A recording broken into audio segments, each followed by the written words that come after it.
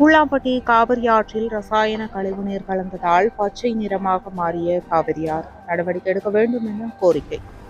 சேலம் மாவட்டம் மேட்டூர் அணையிலிருந்து குடிநீர் தேவைக்காக வினாடிக்கு 1200 கன அடி தண்ணீர் திறக்கப்பட்டு வருகிறது. இதன் காரணமாக மேட்டூர் அணையிலிருந்து திறக்கப்படும் தண்ணீர் சேலம் மாவட்டம் எடப்பாடி அருகே உள்ள பூலாம்பட்டி கதவணை மின் நிலையங்கள் மூலமாக தேக்கப்பட்டு தேவைக்கேற்ப தண்ணீர் திறக்கப்பட்டு வருகிறது. பூலாம்பட்டி கதவணையில் தேக்கப்படும் தண்ணீர் மூலம் எடப்பாடி, ராசிபுரம், ஈரோடு மற்றும் பல்வேறு பகுதிகளுக்கு குடிநீர் தேவைக்காக தண்ணீர் எடுக்கப்பட்டு வருகிறது.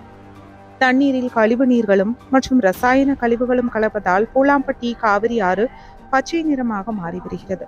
பூலாம்பட்டி காவிரி ஆற்றிலிருந்து தண்ணீர் செல்வதால் விளைநிலங்கள் பாதிக்கப்படுவதால் வருங்காலத்தில் வேளாண் உற்பத்தி கடுமையாக பாதித்து உணவு பஞ்சம் ஏற்படும் முன் மாசு கட்டுப்பாட்டு வாரியம், நீர்வளத்துறை அதிகாரிகள் மீது நடவடிக்கை எடுத்து காவிரியின் புனித தன்மையை காப்பாற்றவும் வேளாண் விளைநிலங்களை பாதுகாக்கவும் உரிய நடவடிக்கை எடுக்க வேண்டும் என்று கோரிக்கை எழுந்துள்ளது.